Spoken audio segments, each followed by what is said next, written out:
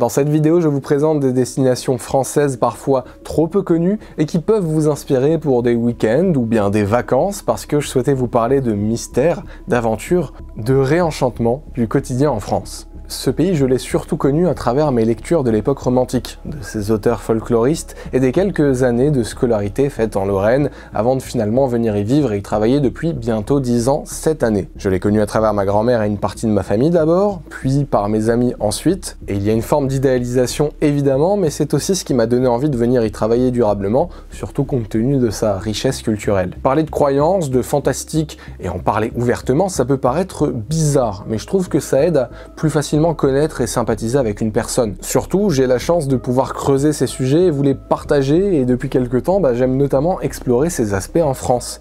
Ils sont un peu plus cachés, mais bel et bien là. À l'époque où le transport était moins développé et que les croyances demeuraient bien ancrées, locales, on entendait beaucoup d'histoires mystérieuses, mais surtout des récits uniques, très bien caractérisés en fonction des régions. Que vous soyez de France ou d'ailleurs, il y a forcément des récits qu'ont pu vous raconter vos grands-parents autour de telle ou telle figure, ou tel on-dit, ou superstition ou croyance, par exemple. Eh bien en France, chaque région avait son folklore, ses folkloristes, et tout ça n'a rien de sorcier. Le folklore, c'est simplement les récits ou les expériences de vie extraordinaires que se racontent les gens.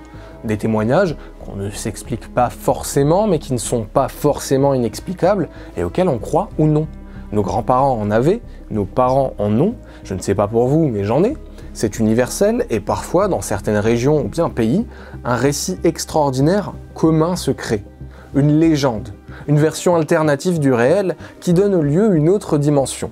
Ces spécificités m'intéressent parce qu'elles montrent qu'il y a du singulier et de l'extraordinaire partout, même en France. Surtout, ça peut donner une dimension artistique, culturelle à des lieux, les revaloriser et les rendre même touristiques. Si vous cherchez des recommandations, je pense immédiatement aux éditions des Guides Noirs, vous savez, ces guides de la France mystérieuse que vous trouvez par exemple souvent en brocante, et même si elles ne sont qu'un point de départ parfois peu sourcés, ce sont de bons moyens pour commencer à ratisser large. Depuis quelques années, j'ai eu l'occasion de voyager à travers plusieurs départements et régions avec Tolt en voyage pour différents tournages, et j'ai découvert des endroits fascinants, qui méritent vraiment d'être explorés.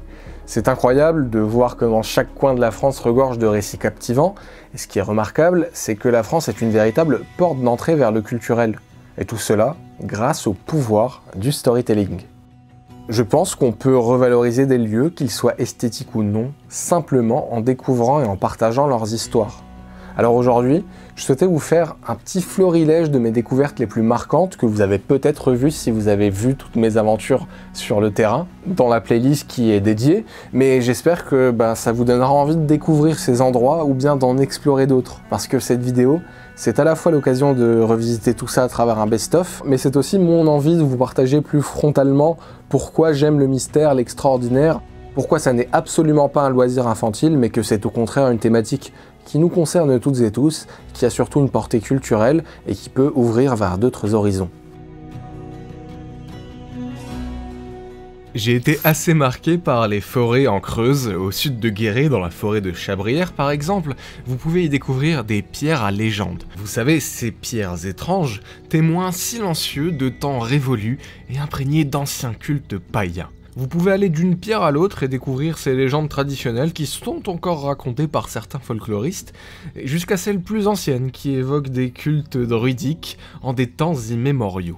On parle de légendes, l'imaginaire s'y greffe, bien entendu, et puis si les pierres dressées ne vous impressionnent pas, parce que ce n'est pas assez visuel, il y en a d'autres, gigantesques, des chaos granitiques, qui évidemment inspirent. On y parle de fées, de diables, et j'y vois surtout beaucoup de poésie. Ces chaos granitiques ont été formés par des millions d'années d'érosion, et ont inspiré plusieurs générations.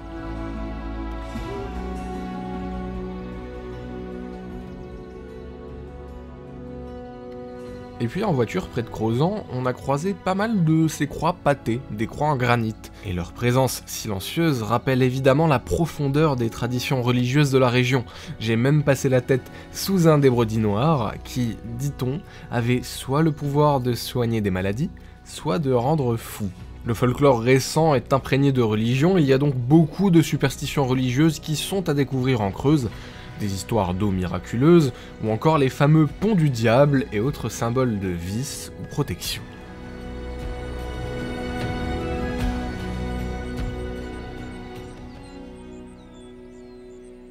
En arrivant en Ariège, je dois dire que j'ai pris une claque, parce que là où j'ai grandi, on avait au mieux des collines et vallons, et en arrivant en Occitanie, prenant le train de nuit avec Tolt, je dois dire que vraiment j'ai été assez bluffé, ne serait-ce que par les paysages, mais également par le folklore ariégeois qui est original, et son cadre vraiment saisissant. L'incontournable, c'est évidemment le château de Montségur. C'est bien plus qu'un simple château, c'est un symbole historique, mais également légendaire, niché à 1200 mètres d'altitude. On raconte que ce château serait hanté par la Dame Blanche qui pleurerait encore ses amis cathares, certains l'appellent Esclarmonde. Et puis, il y a les légendes autour du trésor des cathares justement, ce fameux trésor introuvable, qui rajoute un peu de voile de mystère à ce lieu qui est déjà captivant. Le guide conférencier Tristan Bergerot nous parle d'ailleurs longuement de la réalité historique et de ce qui tient du légendaire dans ma vidéo sur l'Ariège, si les détails vous intéressent. Et si vous aimez aussi les lacs, je vous recommande le lac de Betmal, un lac de montagne qui est un véritable écrin de nature, entouré de forêts. L'eau est d'un vert émeraude et la couleur insolite du lac est justement liée à une légende de sorcière qui aurait été chassée en ces lieux à cause d'un amour impossible. La légende raconte que la sorcière était en réalité une jeune guérisseuse qui avait fui ici avec son amant, mais rattrapé par l'Inquisition, il se serait donné la mort et la couleur du lac rappellerait les vêtements émeraudes que portait cette jeune guérisseuse. Cette légende est une romantisation de la période de chasse aux sorcières qui a marqué le territoire, mais c'est également une légende qui ajoute un peu de romantisme à ce lieu, je trouve. Si vous aimez l'histoire et les grottes, on a également eu le privilège de visiter les grottes de Niaux. On a pas mal parlé du rapport aux croyances et à l'art de ces premiers hommes et ces premières femmes qui ont laissé ces dessins, mais également plusieurs symboles et marques pour en arriver à la conclusion que on n'en savait pas grand chose sur ce qu'ils croyaient ou comment est-ce qu'ils se représentaient le monde. Et ma légende préférée, et également mon coin préféré, où j'ai vraiment envie de retourner, c'est le plateau de Beille, et plus largement, la légende de Pyrène. En fait, Pyrène, c'était l'amour d'Hercule qui aurait donné son nom aux Pyrénées, selon, justement, une très belle légende, qui raconte que Hercule et Pyrène étaient amoureux, mais un jour, Hercule dut s'absenter pendant une courte période, et par la suite, Pyrène, qui attend son retour, trouve malheureusement la mort. À son retour, Hercule découvre son corps inanimé, et, fou de chagrin, terrassé, il décide alors de lui bâtir un tombeau à la hauteur de son amour pour elle. Hercule, jour après jour, se met à empiler des blocs de pierre, aussi longtemps que sa tristesse dure, et il empile des pierres les unes après les autres jusqu'à créer des montagnes, les Pyrénées. Ces montagnes seraient donc son tombeau éternel. Je trouve cette légende poétique, romantique, je l'adore, et en plus elle met magnifiquement bien en valeur le paysage.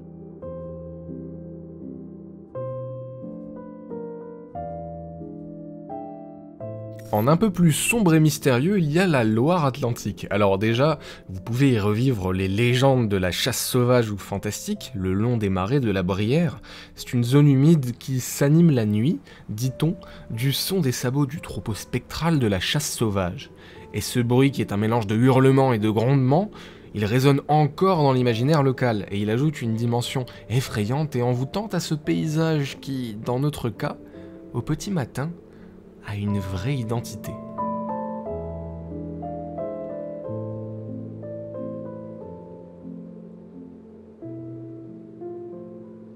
Bien sûr, vous pouvez aussi passer aux alentours du lac de Grandlieu pour plusieurs légendes. Il y a une légende assez tenace qui est celle de sa cité engloutie, Herbauge, qu'on raconte avoir été damnée et noyée à jamais dans les profondeurs du lac. J'aime beaucoup les légendes de cités englouties parce qu'elles ont des origines diverses qui sont parfois religieuses, mais qui peuvent être également liées à des changements géologiques comme des inondations ou encore des tremblements de terre, qui submergent parfois des régions entières. Et ces légendes, elles perdurent, elles se passent de génération en génération, il y a beaucoup d'interprétations qui se greffent autour, et c'est ça qui me fascine un peu, c'est le mystère enveloppé entre réalité et légende autour de ces cités perdues, cités qui sont d'ailleurs parfois inventées de toutes pièces. Pour le coup, la Loire-Atlantique, j'ai trouvé ça vraiment sympa et j'ai surtout été étonné d'y découvrir un folklore aussi sombre et même effrayant, parce qu'il y a la chasse sauvage, il y a cette cité engloutie, mais il y a également le cheval malais par exemple, une bête fantastique qui attirerait le promeneur pour le noyer dans les marais. comme quoi on peut vraiment explorer un territoire sous un angle peu connu.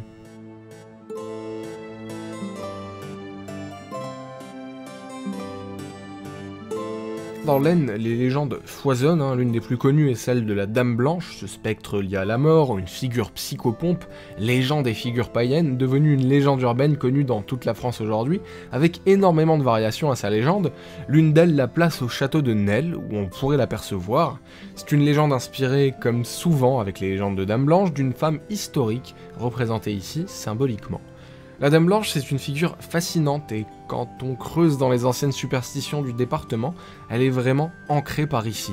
Et après la Dame Blanche, une autre figure légendaire marque le département, un certain Gargantua. On raconte qu'il a laissé des empreintes partout dans le département, avec des buttes qui auraient été formées par des roches tombées de sa hotte après qu'il ait trébuché, un peu comme ici. Et même ce mégalithe est associé à sa figure, il est appelé le Versio de Gargantua parce que ce menhir aurait été, dans la légende, la pierre à aiguiser du géant. Cela vous donne une idée de la taille de Gargantua.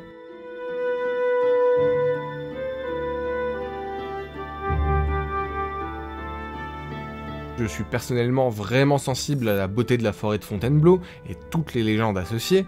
Parmi les plus célèbres se trouve celle du Grand Veneur, aussi connu sous le nom du fantôme noir de Fontainebleau. Cette entité, décrite comme une silhouette souvent encapuchonnée et vêtue de noir, a été rapportée par des rois et des promeneurs depuis le XVIe siècle, époque à laquelle ses premières mentions apparaissent dans des écrits d'historiens. Et bien que ce soit une légende, elle est indéniablement la plus célèbre de la forêt, conférant à cette dernière un caractère mystérieux, presque hanté. Et en moins effrayant, toutes les légendes autour de ces pierres, qu'on dit parfois magiques, continuent d'ajouter beaucoup de poésie à ces sentiers, et je trouve que ça ajoute beaucoup au sentiment d'évasion.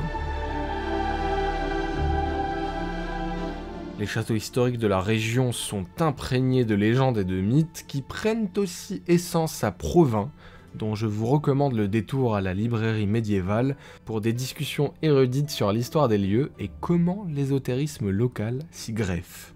Mais ce qui rend Provins unique selon moi, c'est son réseau de souterrains, qui, pendant de nombreux siècles, a permis de relier un grand nombre de maisons. Ces souterrains ont eu de multiples usages au fil des siècles, notamment utilisés en tant que carrière, ou encore refuge ou entrepôt. Et c'est le Centre de recherche et d'études du Provins souterrain, le CREPS, qui a également répertorié de fascinantes inscriptions mystérieuses, témoignant de la vie quotidienne et spirituelle d'autrefois. Par exemple, on peut y voir des inscriptions telles que « À la gloire du grand architecte de l'univers » ou encore une chouette datant du XVIIIe siècle. Ces symboles indiquent par exemple qu'une loge maçonnique locale tenait ses assemblées en ces lieux, mais il y a d'autres signes qui évoquent aussi l'usage plus ordinaire de ces souterrains, et ces signes qui questionnent et qui sont toujours à l'étude sont un moyen d'éveiller la curiosité et d'en apprendre plus en essayant de comprendre ce qu'ils représentent.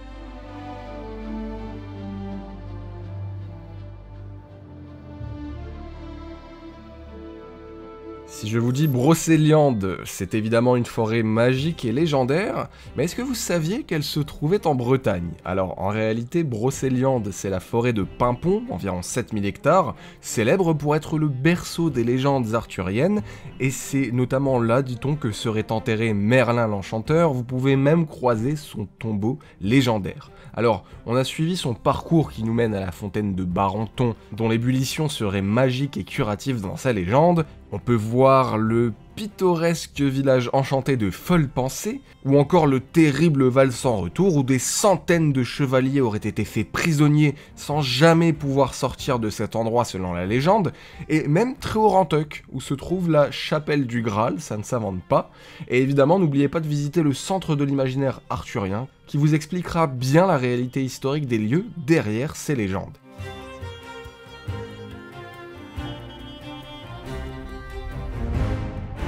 On était également passé dans le Berry et je n'ai fait qu'effleurer brièvement la richesse de cette ancienne province historique, entre l'Indre et le Cher. Dans ces landes, ces bois, ces prairies, ces bruyères et ces bocages, ces vallées et collines évidemment, on peut dire vraiment que dans le Berry il y a un décor assez enchanteur. Une ancienne histoire de géants à Bourges, mais également une des plus vieilles cloches de France encore en activité à Sidiailles, Agathe, qui nous rappelle comment autrefois les cloches étaient réputées pour leur pouvoir protecteur dans les croyances.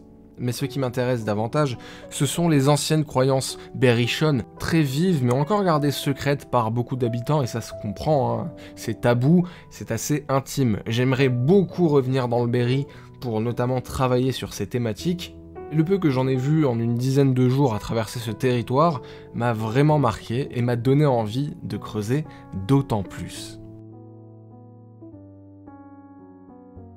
Il y a évidemment du folklore qui est un peu tombé dans l'oubli, mais qui existe toujours quand on creuse encore. Et il y a bien entendu des légendes et des mythes encore très vivaces, qui se perpétuent, et un pluralisme régional et départemental qui montre bien la grande diversité culturelle dans le pays.